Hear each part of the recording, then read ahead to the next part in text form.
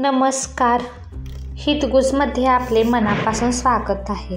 आज आपण मार्गशीर्ष महिन्यात गुरुवारी करण्यात येणारे श्री महालक्ष्मी व्रत म्हणजेच गुरुवारचे मार्गशीर्ष व्रत या व्रताची कथा, जी कथा वाचल्याने आणि श्रवण केल्याने आपल्या मनातल्या सर्व इच्छा पूर्ण होतात, या व्रताची कथा काय आहे हे जाणून घेणार आहोत.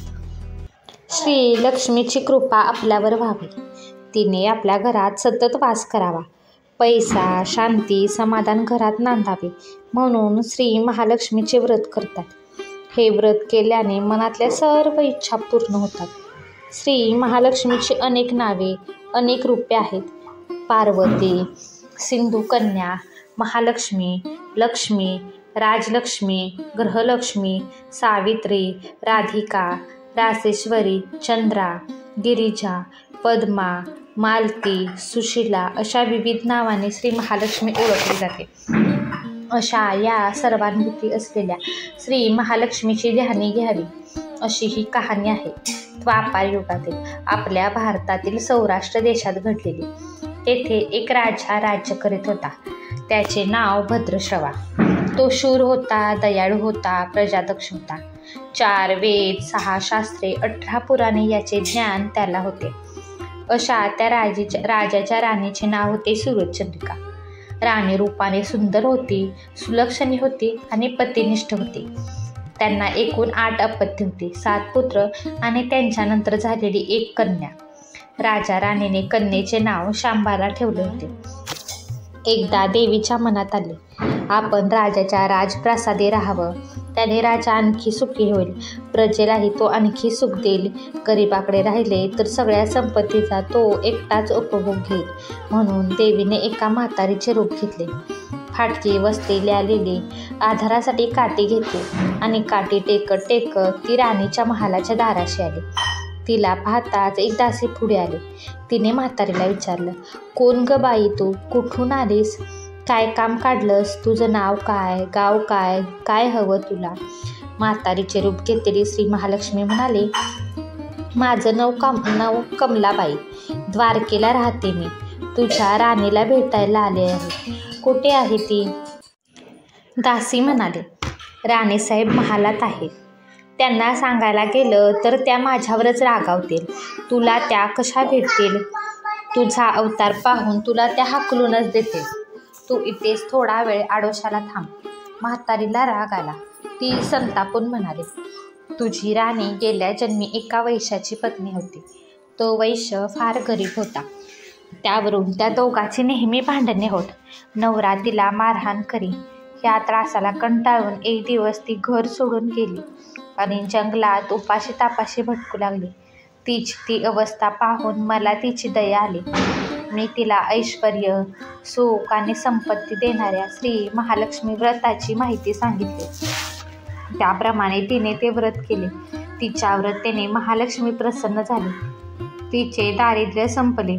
तिचे घर संपत्ती समृद्धीने भरले. तिच्या जीवनात आनंद भरला. मृत्यूनंतर लक्ष्मी व्रत केल्यामुळे ती दोघे पती पत्नी लक्ष्मी लोकात वैभवात राहिली. या जन्मी त्यांचा जन्म राजकुळात झाला आहे. देवीच्या कृपेने ती आता राणीपदावर बसली आहे. म्हातारीचे बोलणे ऐकून दासीच्या मनात जिज्ञासा निर्माण झाली.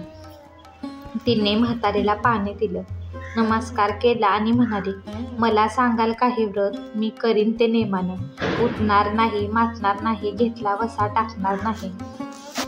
म्हातारीने दासीला लक्ष्मी व्रताची माहिती सांगितली. मग ती उठली व काठी टेकीत निघणार तेवढ्यात राणी तरातरा महालात बाहेर आली. फाटक्या वस्त्रातील म्हातारीला पाहताच ती संतापली आणि उर्मटपणाने म्हणाली, कोण ग तू थेरडे, इथे कशाला आलीस? जा इथून. तिने पुढे होऊन म्हातारीला घालवून दिले. ती म्हातारी म्हणजे प्रत्यक्ष महालक्ष्मीच होती हे राणीला कळले नाही. राणीचा तो उर्मटपणा पाहून महालक्ष्मीने तिथे न थांबता स्वस्थानी जाण्याचे ठरवले. राणीचा महाल सोडून म्हातारी निघताच तोच एक मुलगी लगबगीने बाहेर आली. ती मुलगी होती राजकन्या शांबाला. तिने येऊन म्हातारीला नमस्कार केला आणि कळवळून म्हणाली, आजी रागू नका, माझी आई चुकली, तिच्यासाठी मला क्षमा करा, मी तुमच्या पाया पडते. राजकन्येचं ते बोलणे ऐकून श्री महालक्ष्मीला तिची दया आली. तिने शांबालेला महालक्ष्मी व्रताची माहिती सांगितली. तो दिवस होता मार्गशीर्ष महिन्यातला पहिला गुरुवार. पुढे त्या दासीने लक्ष्मी व्रत केले. तिची स्थिती सुधारली. दासीपण सोडून ती संसार सुखाने करू लागली. राजकन्या शांबालानेही भक्तिभावाने सांगितल्याप्रमाणे महालक्ष्मी व्रत केले. सगळे नेमधर्म पाळून दर गुरुवारी तिने ते व्रत केले. शेवटच्या गुरुवारी उद्यापन केले. लवकरच शांबालाचा विवाह सिद्धेश्वर नावाच्या राजाच्या मालाधर नावाच्या राजपुत्राशी झाला. तिला राजवैभव मिळालं.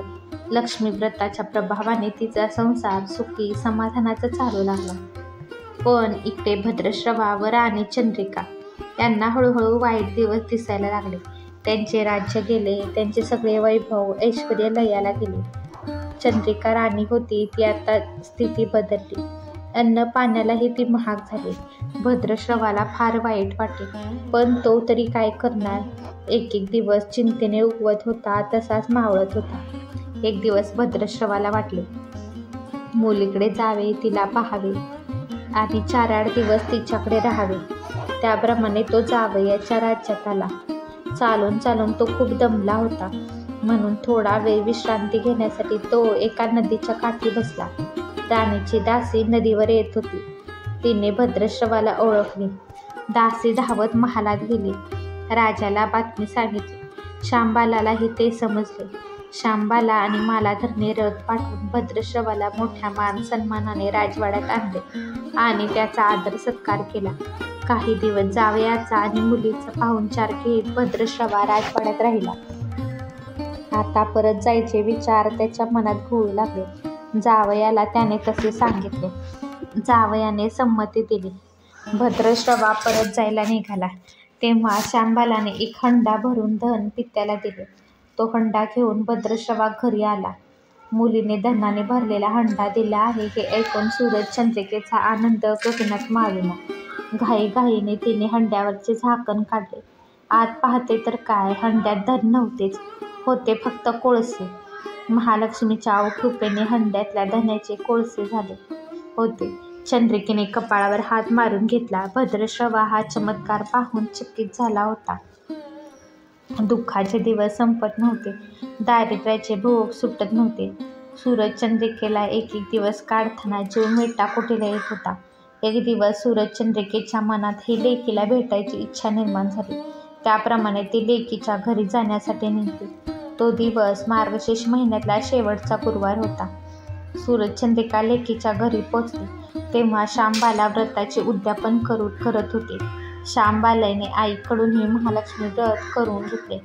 4 दिवस मुलीकडे राहून सूरज चंद्रिका परत आपल्या गावात आले. लक्ष्मी व्रत केल्यामुळे काही दिवसातच त्यांना पूर्वीचे वैभव परत मिळाले. राज्यप्राप्ती झाली. पुढे काही दिवसांनी आई वडिलांना भेटण्यासाठी म्हणून शांबाला माहेरी आली.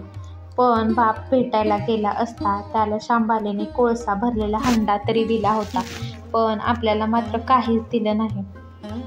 हा राग राणीच्या मनात होता. त्यामुळे शांबालेचे व्हावे तसे स्वागत कुणीच केले नाही. राणीने एक प्रकारे तिचा अपमानच केला होता.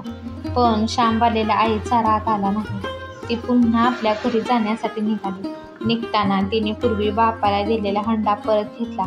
त्यात मीठ भरले व तो हंडा घेऊन ती आपल्या सासरी आली. स्वगृही आल्यावर मालाधराने शांबालेला विचारलं, माहेराहून काय आणलंस? शांबालेने बरोबर आणलेल्या हंड्याकडे बोट दाखवले. मालाधराने झाकण काढून आत पाहिले तर हंड्यात मिठाचे खडे. मालाधराने चकित होत पत्नीला विचारले, हे काय? या मिठाचा काय उपयोग? शांबाला म्हणाले, थोडं थांबा म्हणजे कळेल. त्या दिवशी शांबालाने कुठल्याच पदार्थात मीठ घातले नाही. सगळेच पदार्थ अळणी. मालाधर जेवायला बसल्यावर तिने त्याला सगळे पदार्थ वाटले. सगळे जेवण त्याला अळणी लागले. मग शांबालेने पानात थोडे मीठ वाढले. अन्न पदार्थात ते मिसळतात बेचव अन्नाला चव आली. हा मिठाचा उपयोग. शांबाला पतीला म्हणाले. मालाधराला तिचे म्हणणे, जे कोणी महालक्ष्मी व्रत श्रद्धेने आणि मनोभावे करतील त्यांना श्री महालक्ष्मी प्रसन्न होऊन त्यांच्यावर तिची कृपा होईल. पण श्रीमंती आल्यावर सुद्धा माणसाने उठू नये. नित्यनेमाने श्री महालक्ष्मी व्रत करावे. देवीचे मनन चिंतन करावे. म्हणजे देवी सदैव तुमच्या पाठीशी उभी राहील, तुमची कामना पूर्ण करेल. महालक्ष्मीची ही कथा कहाणी गुरुवारची सुफळ संपूर्ण. ओम महालक्ष्मी नमः. ओम शांती शांती शांती शांती. हा व्हिडिओ तुम्हाला आवडला असेल तर व्हिडिओला लाईक करा, शेअर करा आणि चॅनलला सबस्क्राईब करा. भेटूयात पुन्हा अशाच एका छानशा व्हिडिओसोबत. तोपर्यंत धन्यवाद.